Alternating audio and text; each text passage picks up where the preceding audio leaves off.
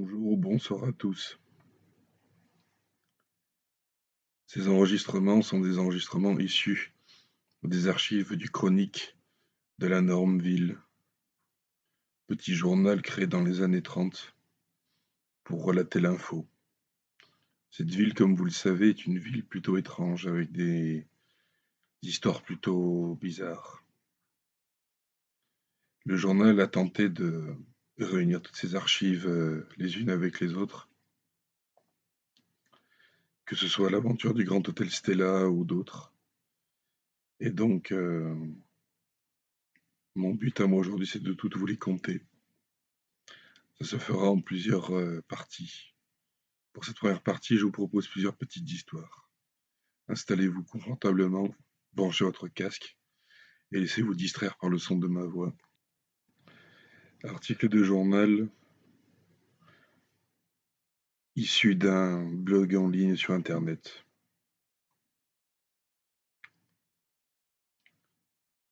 Cela fait très longtemps qu'elle est là. Comme vous le savez tous, lecteurs, je m'appelle Tom. Je fais du babysitting et je vis en Irlande habituellement. Je suis chez une famille pour garder les enfants. Tout se passait bien depuis le début de la soirée, mais je viens d'être réveillé en sursaut par un bruit à l'extérieur.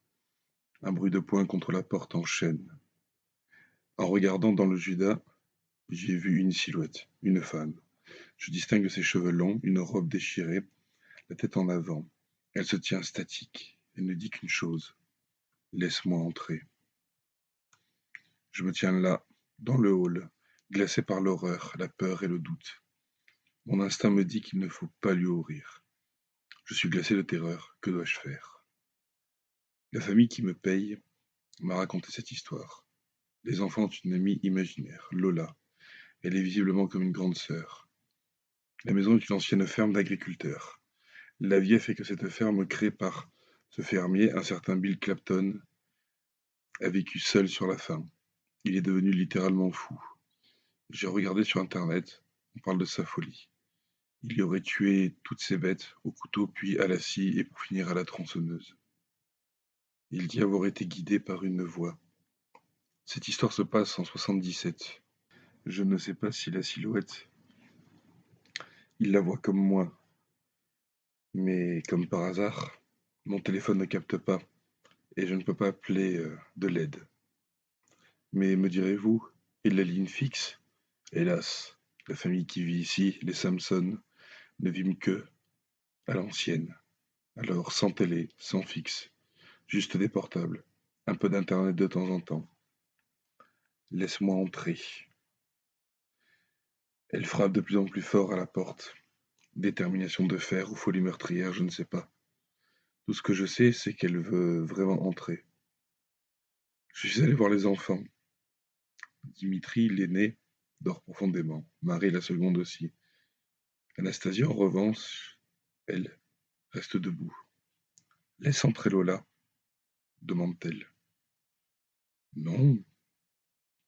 Et pourquoi tu ne veux pas la laisser rentrer? Parce que tes parents ne veulent pas de visite. Mais Lola est notre amie, dit-elle. Manifestement pas celle de tes parents. Il y a un silence. La petite fille de 5 ans me regarde dans les yeux. Elle est soudain prise d'un sourire très malsain. Mais Lola ne t'aime pas aussi. Pourquoi dis-tu cela? Parce qu'elle me le dit, là, dans mon oreille. Anastasie est née sourde. Elle a des appareils auditifs, en permanence. Pour joindre plus d'horreur à ses mots, elle distingue son appareil de gauche. Je reste là, sans voix. La petite essaye peut-être de me faire peur. Mais je dois rester fort, droit. Anastasie, cette femme n'entrera pas. Ce n'est pas grave, dit-elle. Je lui ouvrirai moi-même. Je lui intime l'ordre de retourner au lit. Dehors, le vent se lève. Je suis dans le salon. Il fait sombre et silencieux. Je ne sais que faire. La dénommée Lola frappe encore à la porte. Encore, encore et encore. Je me dis que, au moins, je ne m'endormirai pas. Mais à peine ces mots pensés que le soleil me gagne. Assis dans le canapé en tissu synthétique, je sens la fatigue qui me gagne fortement. Je me réveille en sursaut, 5 minutes après, et je constate avec horreur que le silence règne dans la maison. Tout est beaucoup trop calme. Je cours à l'étage, les chambres sont vides, plus de traces des enfants, pas de sang, pas de griffures, juste ce putain de silence de mort. Je descends, je cherche vraiment mon téléphone, introuvable. La panique me gagne. C'est alors que je constate que, avec horreur, la porte d'entrée est grande ouverte. Un bruit attire mon attention. Elle a réussi à rentrer. Que Dieu me vienne en aide. Le deuxième article a été retrouvé dans un journal intime. Il s'agit d'une lettre, écrite manifestement par une jeune fille qui demandait de l'aide.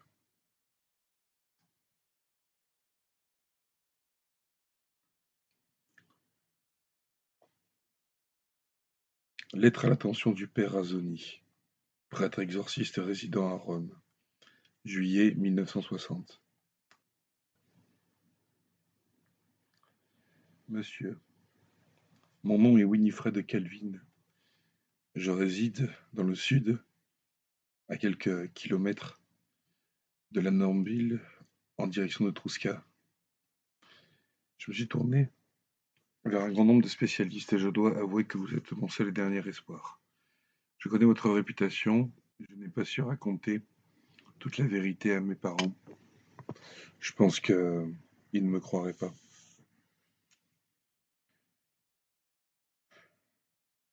Je suis né et j'ai grandi à New York, en 40, pendant cette terrible guerre. Je n'ai jamais manqué de rien. Tout a toujours été si bon dans ma vie. Mon père Harrison et ma mère Jennifer ont toujours travaillé dur. Papa est militaire, maman était au foyer. Nous vivons tous les trois avec Samedi, notre chat, dans un appartement à Washington. Nous avons suivi papa dans ses déplacements pour l'armée, où il occupe un siège à la Maison Blanche. Il est un grand ami secret du président Eisenhower. Papa était sous ses ordres durant la guerre. Le but donc de ma lettre est de vous raconter quelque chose d'étrange et de très obscur pour moi, mais qui, je pense, sera très clair probablement pour vous. J'ai bon espoir. Ce qui s'est donc passé, c'est pendant un séjour près de Trousca, là où j'écris, chez mes grands-parents maternels, la famille Carson. J'y suis venu parce que mon cousin Jérémy revenait d'un long voyage dans le monde. Son père, le frère de ma mère, mon oncle, est mort au combat en Europe. Sa mère, feu ma tante, a mis fin à ses jours et n'a pu supporter la mort de son bien-aimé. Jérémy était donc élevé par Grandpa et Mima. Mima nous a quittés des suites d'un cancer en 58. Donc cela fait de petites années. Comme on dit, la peinture est encore fraîche. C'était une si grande dame qui a tellement donné pour les autres. Chrétienne depuis le berceau, elle est morte en prière. Elle suppliait Dieu de la prendre pour ne pas faire souffrir la famille. Voyez, même là, elle a su être noble et forte. Jérémy est donc revenu de son voyage il y a 2 mois. Et quand le mois de juillet est arrivé, j'ai reçu des billets d'avion de la part de grand-pa pour venir le voir. Jérémy est le grand frère que je n'ai jamais eu. Nous sommes fusionnels. Notre enfance est bercée dans de merveilleux souvenirs d'enfants. Nous avons connu tellement de choses ensemble, essentiellement grâce à nos grands-parents. Je suis donc arrivé dans cette maison, d'où j'écris il y a une petite semaine même pas. Papa m'a donné de l'argent pour pouvoir me promener pendant mes vacances. Je suis arrivé en bus un soir tard dans la nuit. Grandpa est venu me chercher au volant de son pick-up Ford et m'a ramené à la maison. Ton cousin dort, tu le verras demain, m'a-t-il dit. J'ai revu donc cette maison qui a bercé mon enfance. Mais l'absence de Mima m'a vite frappé. J'ai essuyé une larme discrètement. Grand-pa a toujours vu, mais n'a rien dit. C'était un homme dur, fort. Il n'a jamais pleuré, ni devant sa femme, ni devant ses enfants. La maison est telle que je l'ai laissée dans mon souvenir. Des ventilateurs au plafond, le mobilier, quoique ancien, est tellement entretenu qu'il est presque neuf à l'œil. La cuisine est toujours aussi belle. Elle se situe à l'entrée, quand on entre sur notre droite. Sur la terrasse, je voyais encore les fauteuils, un en cuir ancien et usé, celui de grand-pa, mais aussi un autre sobre et moins abîmé, celui de Mima. Il me montra la chambre, celle de quand j'étais petite. Je me couche rapidement, car la nuit avait gagné, ainsi que le sommeil. Le lendemain, il n'y avait rien à signaler, tout était plutôt calme à ce moment-là. Ce qui devrait attirer votre attention, mon père, c'est ce qui se passe la nuit, et qui justifie, je pense, cette lettre. Voici. Ce soir-là, il faisait très chaud. On était sur la terrasse avec Grandpa et Jérémie. Il était dans son fauteuil, mon cousin sur une chaise en plastique. J'étais dans le fauteuil de ma grand-mère. On discutait de tout et de rien. Grandpa n'était pas très bavard. Il restait simplement avec nous, en fumant ses cigarettes et en discutant peu. On avait mangé des grillades et la soirée était très chaude. Barbie, la chatte, était couchée sur mes genoux et dormait paisiblement. C'est vers minuit, 1 heure, qu'on monte à se coucher. Tous. Je me réveillais cependant vers 3h15. J'avais chaud et soif. Je me levai, sachant qu'il restait un fond de thé glacé au frais.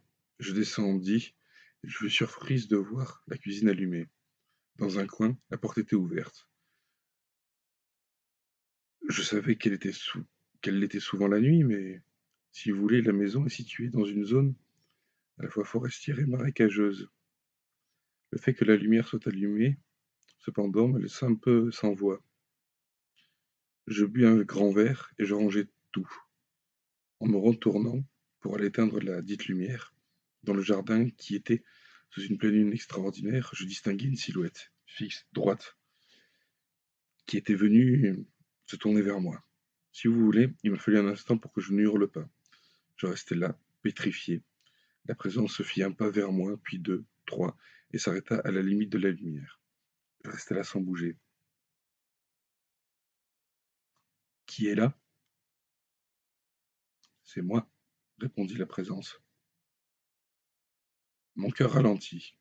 Je souriais, et je me trouvais si stupide d'être à ce point terrifié pour un rien. Mon père se serait volontiers moqué de moi. Je reconnus cette voix entre mille. Jérémie, c'est toi? Oui, c'est moi. Tout va bien? Ça va bien. Bon, je remonte me coucher alors. Bonne nuit. Je fis volte-face, j'éteignis la lumière et remontai à l'étage. Et quand je fus arrivé, je vis quelque chose qui me glaça alors le sang. La porte sur ma gauche en de l'escalier s'ouvrit à la volée et mon cousin en sortit, les cheveux en pétard. C'était donc sa chambre, elle donnait juste au-dessus de la terrasse. À qui tu parlais? Telle fut sa question. Je restai alors sans voix, une seule question en tête. Si mon cousin venait de se réveiller, à qui avais-je donc parlé? Qui était donc cette silhouette noire, cette silhouette qui avait la même voix, la même apparence que lui? Le lendemain, nous avons retrouvé Barbie morte dans le jardin, à l'endroit même où j'avais vu la chose. La pauvre Minette avait été éventrée et laissée telle quelle, les intestins dehors, car on avait mangé à cet endroit. Mon grand-père l'enterra sans dire un mot. Je lui questionnai toute la journée, mais il resta dans un silence de plomb. Que pensez-vous de tout ça, mon père? Pour toute réponse et ou conseil de votre part, vous pouvez me joindre par courrier uniquement, car la maison est sans ligne téléphonique. Je vous laisse de ce fait l'adresse postale. Monsieur et Madame Prosper Carlson, ferme du Point Break, Develey, Louisiane. J'y serai encore quelques jours. Bien à vous. Ne tardez pas, mon père. Nous avons besoin de vous. Cette troisième histoire est issu d'un blog beaucoup plus récent. La signature est anonyme, mais le témoignage en reste pas pour le moins assez glaçant. Tout le monde connaît les réseaux sociaux, ordi, téléphone de nos jours. J'ai décidé de m'acheter un téléphone récent pour me mettre dans ce genre de choses. Dernier de ma famille à n'avoir pas de smartphone. Au début, c'était la joie, le feu. J'adore. Juste il y a un mois, sur un site de mini-vidéo, un mec disait proposer des expériences effrayantes. J'ai checké sa chaîne pour en savoir plus. Ce fut la première erreur de ma part. La seconde fut d'appliquer ce qu'on me dit. Le gars propose alors de se fixer dans le miroir de la salle de bain. Paraît qu'au bout d'un moment, le reflet devient différent. Ensuite, si on veut rendre cela plus effrayant, il faut baisser la lumière et sourire. Je l'avoue, je me suis dit n'importe quoi. Alors j'ai essayé. Et depuis, comment vous dire, ce qui en ressort est quelque chose de vraiment inattendu. Je suis entré dans ma salle de bain, bien en face du miroir. Tout d'abord, quelques rires. Puis, j'ai lancé tout ça. Aujourd'hui, je regrette encore. J'ai posé mes yeux sur mon reflet et j'ai décidé, comme dans la vidéo, d'éteindre la lumière au minimum, mais assez pour voir encore mon reflet. Alors j'ai souri, et le reflet me l'a rendu. J'ai continué et j'ai attendu. C'est alors qu'un énorme frisson m'a parcouru. Mon reflet n'était plus le même. Une crampe m'a pris, et j'ai décidé de ne plus sourire. J'avais détendu le visage, et j'ai cherché le bouton de la salle de bain, qui était à l'extérieur, dans le couloir, où il y avait un peu de lumière, qui était assez suffisante. Mais au moment où je pose ces lignes, je reconnais que la peur aujourd'hui me fait trembler. Qu'ai-je fait? J'entre plus dans la salle de bain. J'ai même demandé à Kim, ma meilleure amie, de mettre un rideau sur le miroir. On se connaît depuis notre enfance. Nos mamans étaient déjà copines en primaire.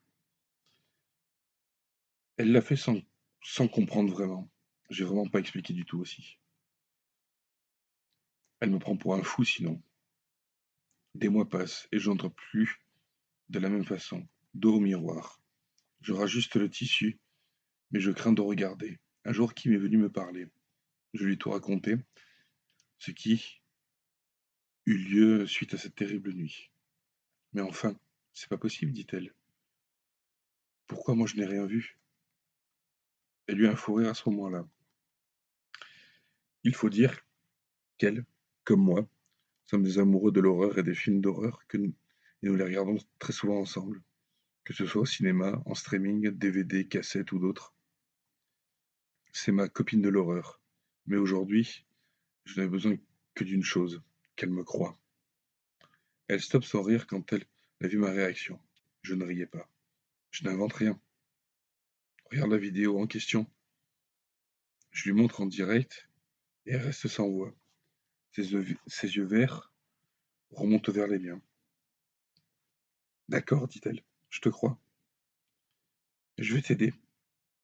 Je vais faire des recherches et s'il y a un processus pour activer, il doit y en avoir un pour annuler. Elle me fait un bisou et disparaît, en me souriant sûre d'elle, et certaine de trouver une solution à ce problème. Ce qui se passa, c'est... En fait, je ne compris pas, car tout alla si vite. 2 jours plus tard dans la nuit, Irène, sa maman, me téléphona en larmes. Je sortais juste de mon sommeil quand je compris qu'un drame était arrivé.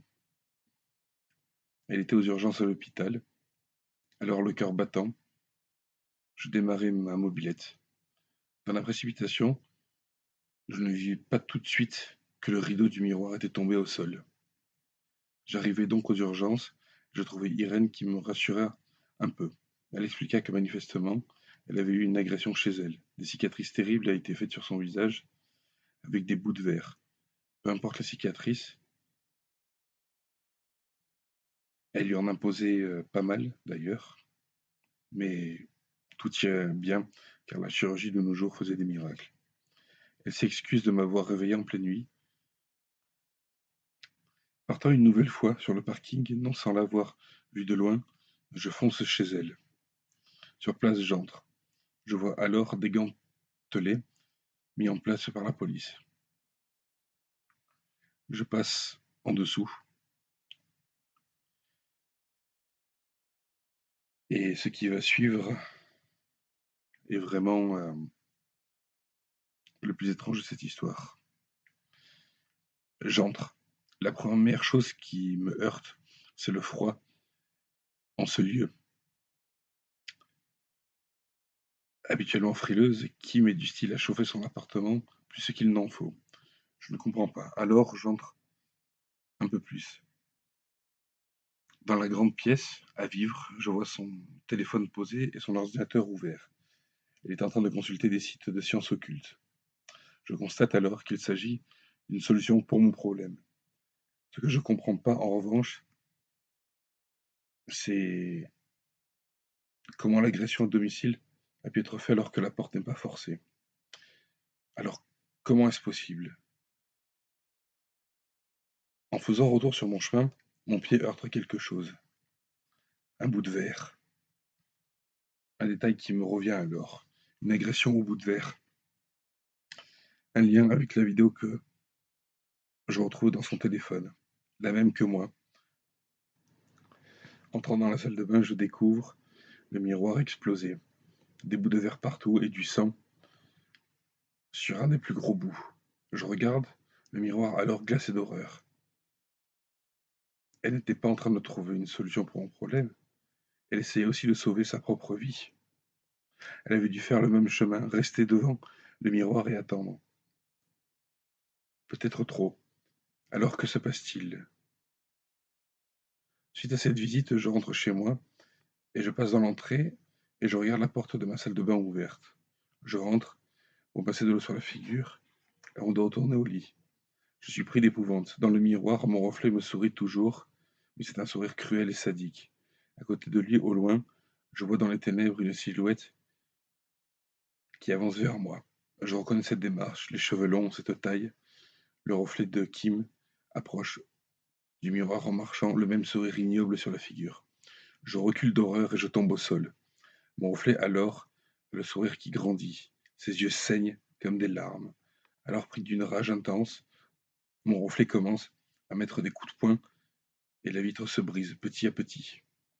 Ce qui m'effraie alors encore plus, c'est le ricanement du reflet de Kim. Il a fallu qu'on la blesse pour que tu arrives à comprendre. Ton âme est à nous. Tu as effectué le rituel. Viens avec nous. Je reste au sol, glacé par cette vision de cauchemar. Je regarde alors avec tristesse le décor qui change et une vision d'un tunnel de feu fait son apparition, un endroit où des hurlements arrivent. Alors mon reflet s'acharne à casser le verre de l'intérieur. L'idée me vient, soudainement, et je pense que c'est comme ça que Kim a interrompu le processus. Je me relève et cours dans le salon. Je ramasse ma batte de baseball et avec toutes mes forces, j'explose le verre qui tombe au sol en morceaux. Je reste là ensuite, dans les recherches de Kim. Il y avait une note que le seul moyen d'interrompre ce lien était de casser d'une manière physique. Elle avait donc exposé son miroir pour mettre un terme à cette folie. Tout retomba au calme. Aujourd'hui, je vis en coloc avec elle. Et dans le hall, nous avons un joli miroir qui nous rappelle cette expérience. Et chaque fois qu'on passe, on fait un coucou à notre reflet qui nous le rend. Les cicatrices de Kim ont disparu. La médecine a vraiment fait des miracles. Tout va bien dans le meilleur des mondes. Jusqu'à il y a 2 jours où, en faisant un coucou à mon reflet, ce dernier m'a répondu et m'a souri.